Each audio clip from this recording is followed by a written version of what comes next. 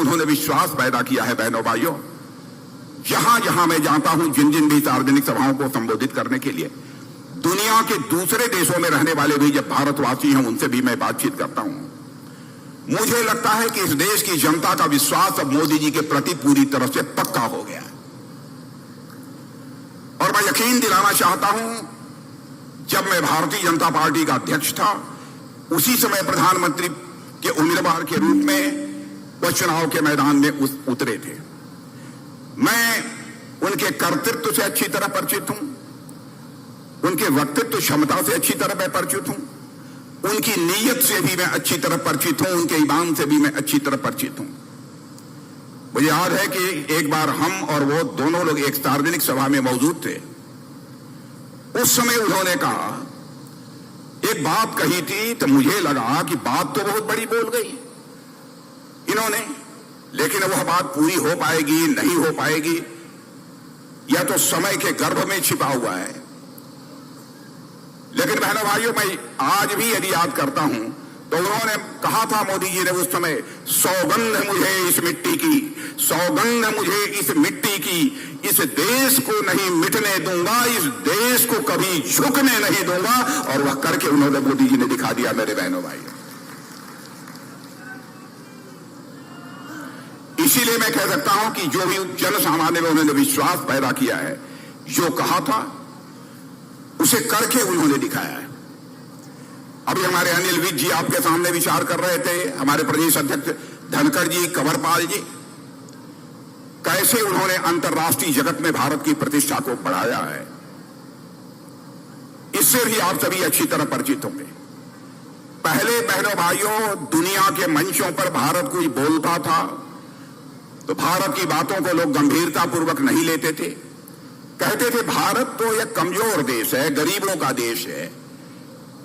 लेकिन आज यदि दुनिया के मंचों पर भारत कुछ बोलता है तो दुनिया कान खोलकर सुनती है कि भारत बोल क्या रहा है। यह हैसियत दुनिया में भारत की बनी है, यह हैसियत दुनिया में भारत की बनी है। और आज मैं यह भी आपको याद दिलाना चाहता हूं कि एक बहुत वित्तीय फर्म, फाइनेंशियल फर्म थी, उसने 2013 में कहा था कि भारत अपने गरीबी के अथवा आर्थिक तंगी के संकट से कभी उबर नहीं पाएगा, हमको ऐसी उम्मीद नहीं दिखाई देती है। उसने दुनिया के कुछ देशों का नाम लिया था और उन देशों के बारे में यह कहा था कि इन देशों की अर्थव्यवस्था यानी माली हालत यह लड़खड़ा रही है, कब टूट जाए, कब बिखर जाए, उसके बारे में कुछ कहा नहीं जा सकता। ऐसे देशों को ध्यान में रखते हुए एक नाम उसने दिया था, फ्रेजाइल 5, यानी जिनकी आर्थिक स्थिति कभी भी लड़खड़ा सकती है, कभी भी समाप्त हो सकती है, ऐसा कहा था। उस फर्म का नाम है मॉर्गन स्टैनले। यह फाइनेंशियल फर्म है। आज वह फाइनेंशियल फर्म कहती है कि भारत अब तो जो 2013 में देश की आर्थिक हालत के मामले में जो दुनिया में 11वें स्थान पर खड़ा था, आज वह जंप लेकर 5वें स्थान पर आ गया है। लेकिन मॉर्गन स्टैनले की यह फर्म यह कहती है कि भाई इस संभावना को भी नकारा नहीं जा सकता कि 2027 आते आते यानी ठीक 4 वर्ष के बाद हमारा यह हमारा भारत दुनिया के टॉप 3 अर्थव्यवस्थाओं में आकर खड़ा हो जाएगा। बहनों भाइयों, यह बात मानी जानी एक फर्म है, मॉर्गन स्टैनले फाइनेंशियल फर्म, उन्होंने कहा है। भारत की हैसियत इस तरीके से दुनिया में बढ़ रही है। भारत के बारे में धारणा थी, भारत एक कमजोर भारत है, जो चाहे सो आंख दिखा दे। सब तो सब हमारा पड़ोसी देश पाकिस्तान भी था, जब होता था तब भारत को आंख दिखा देता था। और मैं भारत का गृह मंत्री था। बहनों भाइयों, बड़ी दर्दनाक घटना हो गई। पाकिस्तान से कुछ आतंकवादी भारत की सीमा में घुस आए और उन्होंने हमारे सुरक्षा के जवानों पर कातिलाना हमला करके कई सुरक्षा के जवानों को मार डाला। उसके बाद प्रधानमंत्री मोदी जी बैठे। बहनों भाइयों, 10 मिनट के अंदर हमारे प्रधानमंत्री ने फैसला कर लिया मैं प्रत्यक्ष अपनी आंखों से देखो ही आपको बात बता रहा हूं। और उसके बाद हमारे देश के सेना के जवानों ने पाकिस्तान की धरती पर जाकर आतंकवादियों का सफाया करने में कामयाबी हासिल की थी। और उस कार्रवाई से हमने सारी दुनिया को यह संदेश दे दिया कि भारत अब यह कमजोर भारत नहीं रहा है। भारत के अंदर वह ताकत है कि भारत इस पार से भी मार सकता है और जरूरत पड़ी तो सीमा पार भी जाकर भारत मार सकता है। दुनिया में यह हैसियत भारत की बनी। इसीलिए मैंने कहा कि भारत अब कमजोर भारत नहीं रहा है। भारत की हैसियत दुनिया में बड़ी तेजी के साथ बढ़ी है।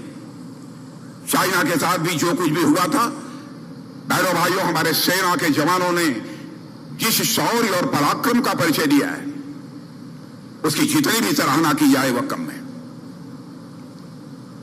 और सारी दुनिया इस चीज को महसूस करती है कि पहली बार भारत ने सीना खोलकर भारत के मान, सम्मान और स्वाभिमान की रक्षा की है। मेरे बहनों भाई,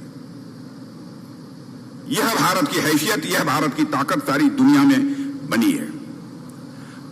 और जहां तक वादों का प्रश्न है, वादे हम लोगों ने अधिकांश नहीं किया था, लेकिन मैं दावे के साथ कह सकता हूं जो भी हम लोगों ने वादे किए थे, अपने वादों को हम लोगों ने अक्षरशः पूरा किया है। पहले यह होता था जनता से वादे बहुत सारे किए जाते थे, लेकिन अपने वादों को राजनीतिक पार्टियां पूरी नहीं करती थी, उसकी चिंता नहीं करती थी। हमने जो कहा सो किया। अनिल विज जी आपको याद दिला रहे थे धारा 370 की, जम्मू कश्मीर की। मैं आपको बतलाना चाहता हूं 1951 उस समय जब हम भारतीय जनसंघ के रूप में काम कर रहे थे, उस समय भी हम लोगों ने अपने घोषणा पत्र में कहा था कि हमारी सरकार जिस दिन बन जाएगी और हमको दोनों सदनों में पूर्ण बहुमत मिल जाएगा, तो धारा 370 जिसके तहत जम्मू कश्मीर को विशेष दर्जा प्राप्त है अन्य राज्यों की अपेक्षा, हम उस विशेष दर्जा को यानी धारा 370 को समाप्त कर देंगे। और जब जब चुनाव होता था तब हम अपने घोषणा पत्रों में उसे शामिल करते थे। लोग ये कहते थे कि ये जनसंघ वाले जनता की आंखों में धूल झोंकते हैं, जब चुनाव आता है तब इनको धारा 370 की याद आ जाती है। लेकिन बहनों भाइयों, हमको दोनों सदनों में, संसद के दोनों सदनों में वो बहुमत नहीं मिला था, इसलिए हम अपने वादे को पूरा नहीं कर पा रहे थे। लेकिन हमारी प्रतिबद्धता अपने वचन के प्रति बनी हुई थी। आपने देखा कि वह क्षण आ गया जब संसद के दोनों सदनों में हमको लगा कि अब हमारा बहुमत है, तो बहनों भाइयों हमने क्षण भर की देर नहीं लगाई। धारा 370 जिसके तहत जम्मू कश्मीर को विशेष दर्जा प्राप्त था, उसको चुटकी बजाकर हम लोगों ने समाप्त कर दिया बहनों भाइयों। और जम्मू कश्मीर का भी वही दर्जा है जो हिंदुस्तान के अन्य राज्यों का दर्जा है। जो भी कहा था, एक भी चीज ऐसी नहीं है जिसको हम लोगों ने पूरा नहीं किया। यहां तक अपनी पुरानी विरासत पर गर्व करने की बात है। अपनी पुरानी विरासतें जो स्थान स्थान पर जो पड़ी हैं, उनको भव्य स्वरूप देने का काम भी यदि किसी सरकार ने इसे हिंदुस्तान में किया है मेरे बहनों भाइयों, तो हमारी सरकार ने किया। याद दिला रहे थे विज जी राम मंदिर का। मुझे याद है 1984 में जब हम लोगों ने घोषणा पत्र अपना तैयार किया, तो उस घोषणा पत्र में भी हम लोगों ने कहा था कि हमारी सरकार यदि बन जाएगी, बहुमत यदि हमको मिल गया, तो हम अयोध्या की धरती पर भव्य राम का मंदिर बनाएंगे। 84 के बाद लगातार हर 5 साल पर जनता कहती थी, भाई आपने कहा था, कब करेंगे आप लोग? इसको घोषणा पत्र में कहना अब बंद कर दीजिए। लेकिन बहनों भाइयों, देखा आपने कि वह दिन आ गया। क्या आज आप जाकर अयोध्या की धरती पर देख सकते हैं, वहां पर भव्य राम के मंदिर का निर्माण हो रहा है बहनों भाइयों। और 24 जनवरी के बाद जाकर अपना शीश झुकाकर आप